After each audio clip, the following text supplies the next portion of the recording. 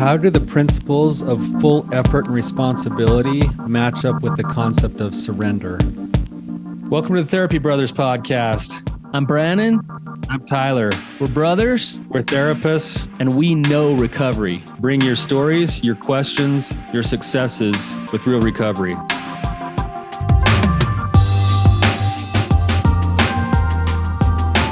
Hey, Tyler, you ready to have some hard conversations? Let's do it. Let the Therapy Brothers podcast begin. What is going on, you guys? Tyler here, your wandering therapist, and I am alone today. Brannon's birthday is today, and he came in and did a couple of episodes, but then I told him he should probably go do something fun on his birthday other than work. And so he's out enjoying his birthday, and he's covered me a lot in the last couple of weeks because of my own travels. Then I had some of my own emergency stuff come up. So first and foremost, I just want to throw a shout out to Brannon for who he is as my brother. Wish him a happy birthday, but also just say how grateful I am for the force of good that he is in the world and for the heart that he has to want to strive to help people and to live with a sense of integrity. And I listened to his episode about how he developed as a therapist. He did that episode while I was gone. I just listened to that episode a couple of weeks ago, and I'd recommend anyone else who hasn't listened to it to go back and listen to it. And I really appreciated hearing his story and having him share those parts of his story. And maybe in the future, I'll do an episode on my own of something similar with my own professional journey, because I think it might be interesting for you listeners to know where I come from too, and why we see things mostly the same, but have some slightly different perspectives on things. But today, I first just wanted to throw a shout out for the Rising Sun retreat that's happening. If you're interested, risingsun.org. You can go there, find all about it. What I will say is that it's the kind of thing that you sort of get into it, you get out of it what you put into it, and the people who come put in. At least our experience has been that way over the last several years. And as a result, there's been a lot that's come out of it with a lot of the people that we work with. So if you're on the fence, if you're thinking about it, if you're kind of in that position in your life right now where you're struggling to try to find and reclaim your identity, you're maybe having a deep wrestle with God, you may be trying to work your own recovery, this retreat is not about teaching you to stop acting out. This retreat is about going deeper than that. And it's about trying to access your heart, build your brotherhood, facilitate that continued wrestle with your higher power. And it's basically one of the favorite things that I do with everything that we do out of the podcast and the therapy and the groups. And I think one of my favorite things of everything that I do is the retreat. So if you're interested, if you're on the fence, I highly recommend you pull the trigger and you come and you experience what there is to offer here, because it's phenomenal. So today I wanted to talk a little bit about a topic. This is something that's been stirring on my mind for a while, and maybe share part of my own journey a little bit through the principles here. I am a big believer in dialectics. I was trained in dialectical behavioral therapy while I was working for the drug courts of Southeastern Idaho several years ago. I had a mentor, my boss there was named Kip, who really turned me on to this concept of dialectics. And dialectics are basically where there are two concepts or principles or ideas that seem to be in conflict with each other, but both have truth. And the dialectic is being able to find the pieces of truth in both and synthesize them into an even greater truth. So the dialectic that I'd like to talk about today is this concept that if you've been in the recovery work, you hear things all the time that seem to be in conflict with each other. The first one is, hey, you're responsible for your own recovery. You need to basically come to three conclusions. One is, I have a problem. Two, it's a big problem. And three, I'm responsible for this problem, right? So I need to take ownership for my problem. I need to work on my problem. I need to fix my problem. And the way that I'm going to do that is I'm going to put in full effort or full purpose of heart. That you don't get better unless you throw your whole heart into it and you put all of your effort into getting better, right? So that's on one side. And then you go to your early recovery meetings and you hear this word thrown out there that's, surrender, let it all go, turn it over, give it back to God. And a lot of times it can be a little bit confusing to try to figure out what is this thing that seems to be in conflict, where on one hand, I'm being told it's my responsibility, put in full effort. And on the other hand, give it over, turn it back to God. And so I wanted to talk a little bit today about those two principles and how valuable they both are, especially when they're fused together, and the outcomes that can come as a result of that dialectic. So I wanted to start by telling you a little bit of a story, and this is just maybe a little tiny piece of a story of kind of my own journey with these two principles. So when I was trying to decide what I was going to do for a living, I was actually at the very end of a church mission that I was serving. I served a 2-year mission in Baltimore, Maryland. And I worked a lot there teaching church principles and the gospel to proselyting to people. But I spent a lot of my time in the inner city of Baltimore. And in the inner cities there were some things that started to stand out to me that really resonated deeply in my soul as to things that kind of lit a fire in me and caused some passion in me. And one of those was that we were living in a particular area in an apartment complex. And there were about 10 or 11 little boys ranging in age from, 9 to 13 or 14 that were always out in the parking lot. They loved us when they'd see us coming home from our work or whatever. We always had our white shirts and ties on with our name tags. They called us the Men in Black at the time, because that's kind of the movie that was out at the time. They call us the Men in Black. But pretty soon we got to make friends with these boys, and we would sit down with them. We'd teach them how to read. We'd do their homework with them sometimes. We'd play with them out in the yard with whatever they were doing. They'd always pretend to be WWF wrestlers, or they'd play basketball, or they'd be throwing a baseball or something. And we would go out for a few minutes and do that with them. And as I got to know these boys, there were a couple of things that stood out to me. One was that, and this was a really stark thing for me, was that not a single one of those boys actually had a relationship with their own fathers. They idolized either their older brothers or the older kids in the neighborhood, and many of who were already at that point spending their time on the corners selling drugs or doing other things to try to get by and to try to find their own masculinity. And here I am, a 19, 20-year-old, 21-year-old, young man at the time. I'm getting ready to come home from Baltimore, Maryland, back to the safety of Salt Lake City, Utah, and something started to weigh on my heart that there was something wrong in the fact that 11 or 10 out of 11 or 10 little boys didn't know who their fathers were. And something really struck me that I wanted to work with families. I wanted to strengthen families. And I wanted in particularly to try to understand and help this world where men had disappeared. And so that was sitting on my heart. And about a month before I came home from this mission, I was reading some scriptures. And one of the scriptures that I wrote said, "Now as you have begun to teach, I would that you should continue to teach." And something entered my being. I believe it was the Holy Spirit. And it said, "Tyler, you're going to be a marriage and family therapist. And you're going to teach families. And you're going to teach." And I thought, okay, I'll go get my degree. I got my degree in psychology. Then I went to get my master's degree in marriage and family therapy. I became a marriage and family therapist. And the whole goal was that I was going to be able to do therapy and then also teach at a college level. I wanted to teach college and teach all of these young minds going out into the world. And I wanted to teach them about the family. I wanted to teach them about the sanctity of the family, the value of the family, the power of having two parents in a home, all of that stuff. So here I am coming home with this sort of answer that I was going to go forward and become a marriage and family therapist, and then eventually a college professor that did marriage and family therapy. That's what my goal was.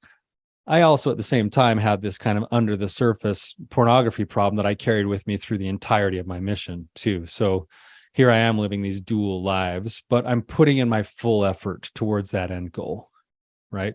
So now there's that full effort going towards the end goal of becoming a marriage and family therapist and a college teacher. And I went through that. I jumped through the hoops. I went to college. I got my master's degree. I knew that as soon as I got my master's degree that God had already mapped it out, and I decided I was going to go teach at BYU, Idaho. So I moved my family from Logan, Utah, where I got my master's degree, to BYU, Idaho before I had a job.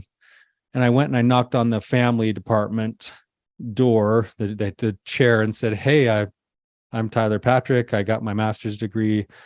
I'm here and I think I'm supposed to teach here." And he looked at me. He said, "Well, it's funny because we have two positions that we're hiring for right now." But he talked to me for minutes, and then he pulled out a stack of files that was like 3 feet tall. And he set them on his desk, and he said, "These are all people who have applied for those two positions, and they all have doctorate degrees, and you've only got a master's, so you really don't have a chance here." And I thought, no, that's not how it works. I'm putting in my full effort, and God's going to make it possible, because he told me I needed to be a teacher, and yet I didn't get the job. And I then went home, now having moved my family to a totally strange place, and with my tail between my legs and kind of smarting, and I was kind of questioning God. I was scared. I didn't know what to do. And I luckily had one of my mentors, the one that I mentioned, Kip, who ran the drug courts of southeastern Idaho. He did the treatment side of the drug court. So they have the judicial part where there's a judge, there's probation officers, and there's a treatment side, and that forms a team that then helps these people who have the choice to either go and do their jail time or their prison sentence, or they come to the problem-solving court of drug court and they try to straighten their lives out, and then they help them move forward. And he happened to be in the same church as me, in the same congregation. He learned what I did for a living, and he offered me a job doing marriage and family therapy for the clients of the drug courts of southeastern Idaho. Now, that's not exactly what I'd moved to Idaho for. I was supposed to go teach college, but because I didn't have anything else to do, I took job full-time teaching. I'm doing marriage and family therapy for the drug courts, and biding my time trying to figure out what I was supposed to do next, because I thought for sure I was supposed to go teach. So I'm putting in my effort there. I'm actually becoming a better therapist. And unbeknownst to everybody, the things that I was learning in drug court to teach my clients were the very things that were saving my life and my marriage and my own recovery. And I started to apply all of these principles. I started to apply all the DBT principles that I was being taught, the mindfulness principles that I was being taught. I started to learn all the tools and skills that I was being taught to teach my clients, and I started applying them for myself, and my recovery started to improve and get better along the way. About 3 weeks after the first semester started, that I had started to work for the drug courts, I got a call from the college, and they said, "Hey, we had to let a professor go. We need someone short term to just fill the gaps. Could you come and take 2 or 3 classes?" And of course, then I'm thinking, oh, there's my answer from God again. I knew I did the right thing. I'm here. And I jumped in and I went to teach. I thought, a semester or two, they're going to love what I do so much that I'm going to become a full-time professor, and I'm right back on track. Instead, that turned into about 2 or 3 or 4 years of adjunct teaching, where I only taught 1 or 2 classes per semester, never got a full-time job opportunity, continued to work for the drug courts of southeastern Idaho, where I received amazing training. My boss spent a couple to $5,000 a year on every employee to train us in all different kinds of models of therapy. So I was trained significantly in DBT. I was trained in EMDR. I was trained in EFT. I was trained in all of these different forms of therapy while biding my time to still get my full-time job at the college, and putting in full effort there, and waiting for God to come through on his part, because he'd given me the answer that that's what I was supposed to do. So there's that full effort that's happening consistently. And now I'm getting, unbeknownst to me, I'm getting my own recovery work happening. I'm getting this amazing training. I'm getting to work with amazing people in the drug courts and see people's lives actually changing from the principles that I'm teaching. And yet I'm missing it because I'm still focused on this one track of becoming a full-time teacher and then doing my marriage and family therapy. And as things started to unfold over the next 3 or 4 or 5 years, I got to be about 6 years into drug court. I started to have this itch thinking, I could do this. I could really help people even a little bit more than I am if I were to just go out on my own and do some private practice stuff. And at the same time, Brannon was calling me and saying, hey, Tyler, like we ought to look into doing some sexual addiction work. At this time, Brannon didn't even really know what I was going through. And I thought, okay. So we jumped in together, and the only place that we could start together was in Logan, Utah. I was in Idaho Falls. He was in Lehigh, Utah, and we decided to start an office in Logan. And we started that office in Logan, and nothing happened.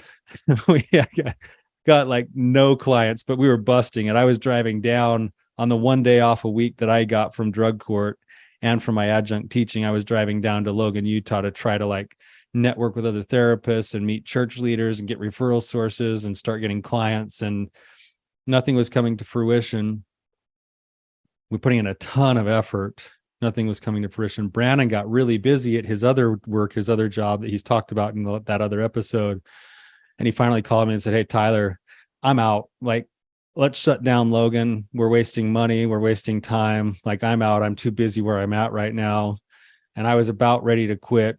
We were sitting in a parking lot up at the very top, the east part of Logan, Utah. And I was looking at the mountains, saying prayers, and I was praying to God and saying, God, like, help me know what to do. Like, nothing is turning out the way that I had planned on, or that I thought you had told me we planned on.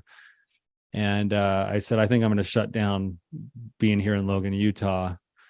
Right after I got done saying that prayer in my car, I got a phone call from one of the church leaders here that said, hey, I received this information that you're in town and you work on sexual addiction and helping overcome pornography. Like, are you the guy? I said, yeah, that's what we do. And we do all these trainings. I'd be happy to take you to lunch or talk with you. He said, hey, why don't you come and do a full training for like 8 church leaders and just teach us what you do, teach us about this cycle of shame that you had talked about in your flyer. And I thought, wow, that's crazy that phone call would come through right when I was getting ready to wrap this up. And so I did. And after that training, within 2 or 3 weeks, I got my first 3-4 clients from this group of church leaders. And then those clients started to talk to their friends and talk to their other church leaders. And all of a sudden, the business started to grow.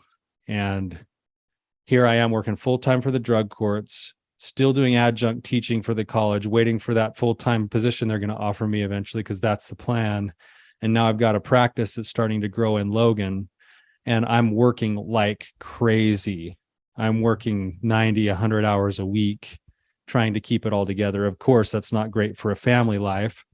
And it's also not amazing for recovery work that I was working on the side, actually all the way in, but what looked like on the side. So I'm putting in all of this effort and still waiting for the plan to come to fruition.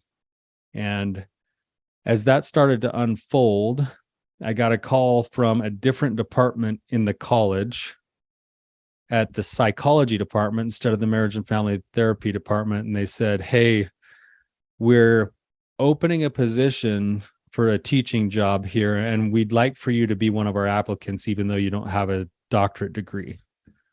And I thought, okay, I'll put in for that. I'm really busy right now. I'm still doing the adjunct and the drug court and therapy and my own private practice now. And I'm running myself ragged, but I put in for it. And I went through the series of interviews. There's a pretty rigorous series of interviews, several different background checks, and I became a finalist for this full-time position to teach college at BYU, Idaho. And I'm just waiting on one final background check, and then I'm a finalist with one other person. So it's going to be a selection between me or another person for this full-time job. And I'm told we're going to find out in a couple of weeks who it's going to be. And I happened to be at home on a weekend listening to what something in our church we have called General Conference, which is where the church leaders give messages and talk about things. And I heard a particular message from one of my church leaders that he told a story of his own life where he was in academia. He was the president of a college and he got an offer to go to some other prestigious place. I think it was like Harvard or Princeton or something like that. And he took that to God, and God's answer to him was, I'm going to allow you to stay where you're at instead of taking this new, amazing, prestigious position. And how he had felt this peace wash through him that it was the right answer, even though he was disappointed in it.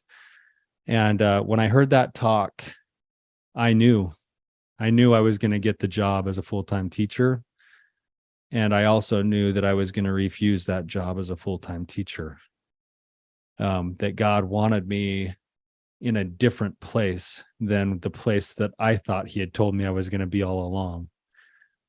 And here's where the principles of what I'm talking about seem to come together, that I just spent several years putting my guts, my heart, my soul into a direction that I thought was endorsed by God.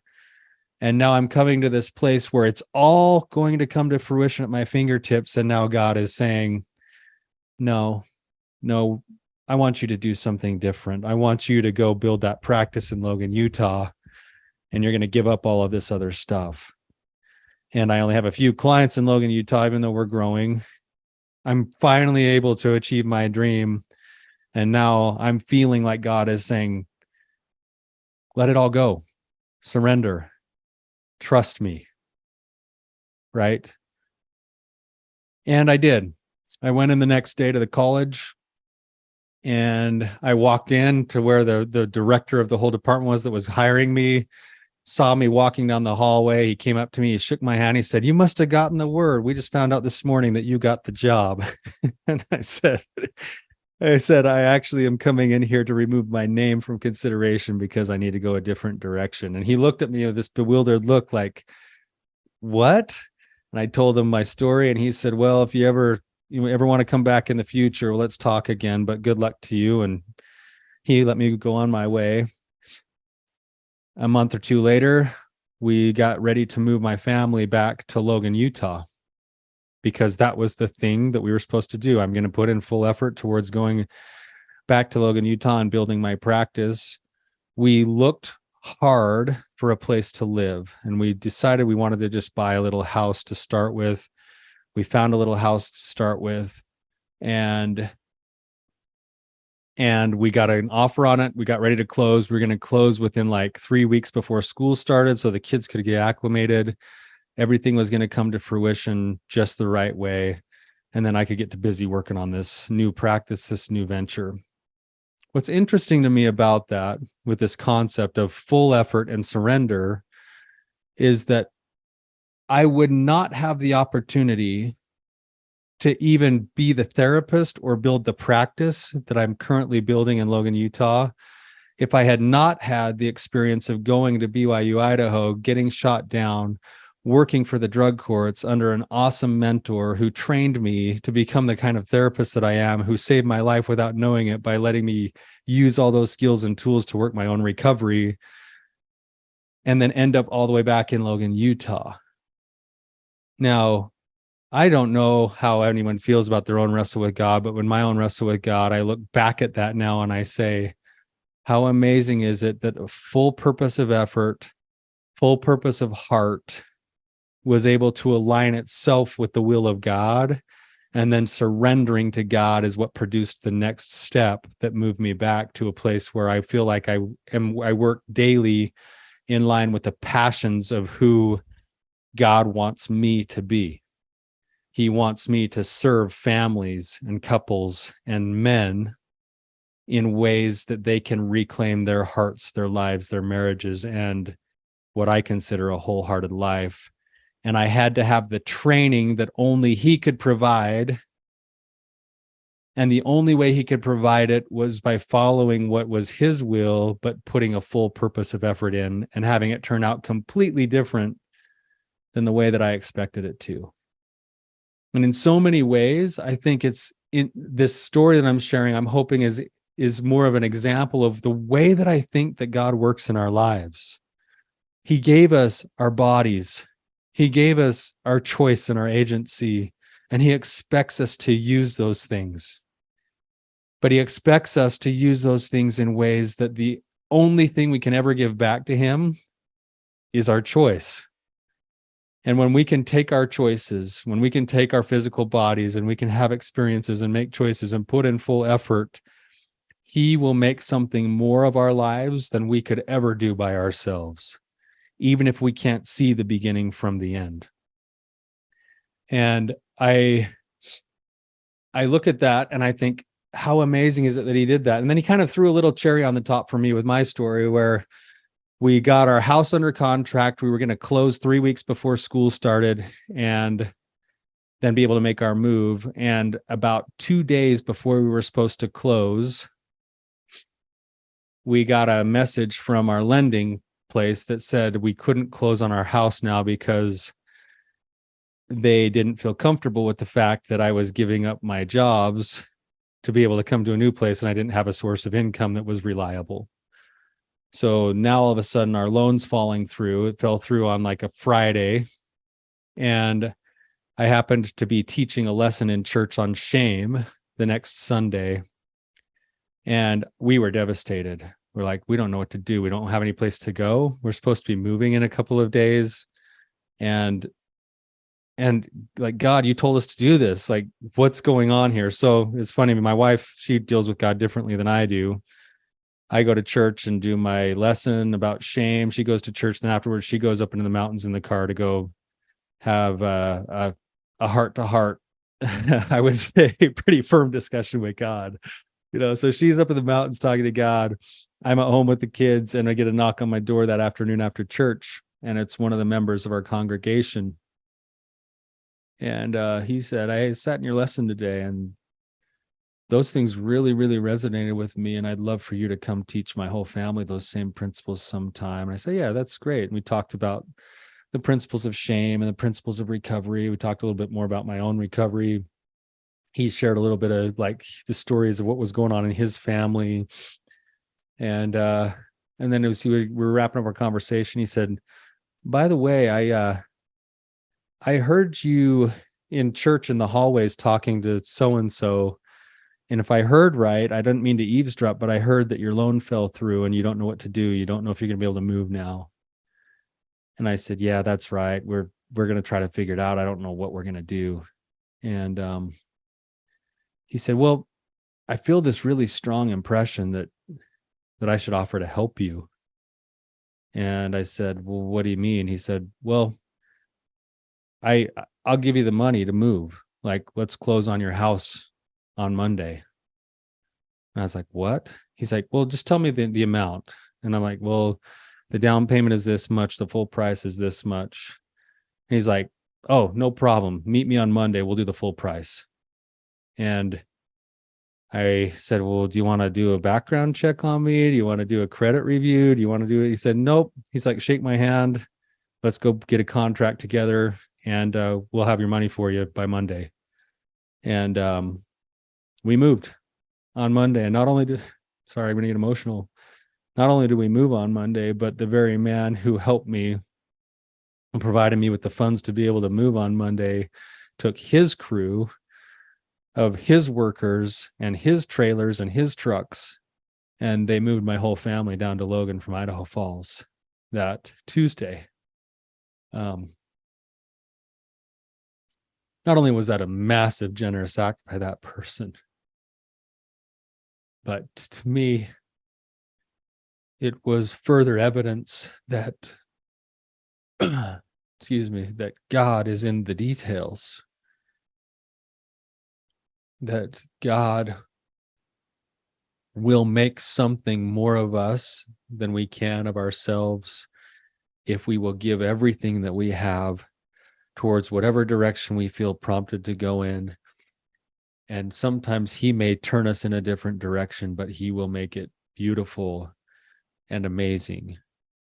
And it made me think a little bit about this serenity prayer. And I want to share it with you because I think everybody knows the first 2 or 3 lines of serenity prayer, but I want to share the whole serenity prayer with you because I think it's pretty insightful and it gets overlooked sometimes. And partly because I think a lot of people are afraid to include God in the details.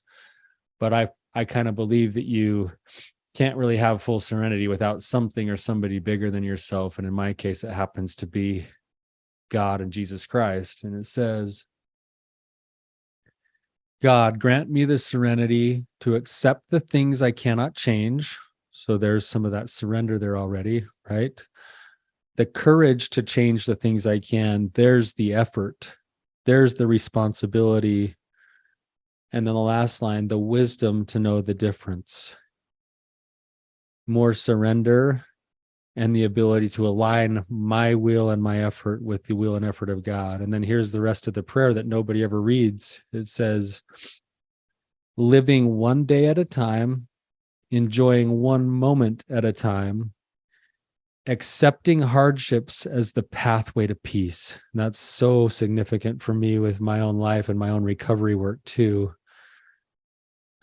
Taking as he did this sinful world as it is, not as I would have it, trusting that he will make all things right if I surrender to his will. I'm going to repeat that line again, trusting that he will make all things right if I surrender to his will, so that I may be reasonably happy in this life and supremely happy with him forever and ever in the next. Amen. I love the second half of that serenity prayer. Living one day at a time, enjoying one moment at a time, taking life on its terms and trusting that he will make all things right if I surrender to his will. I know that this concept is so hard and so difficult, and that every person goes through these waves of the wrestle with their own process with God. But I firmly believe that when we put in a full purpose of heart effort towards creating the lives that we believe we were designed for, that God may not turn it out exactly the way that we drew it up, but he will turn it out. That he is in the details. And that whether you feel close to him or disconnected from him or questioning even his very existence, or you feel completely connected to him, that wrestle with God is a beautiful and amazing and a necessary part of recovery that yields results that cannot be achieved on our own. So as you consider this for yourselves, I hope that this is helpful. I hope it makes sense that there is this balance, this dialectic.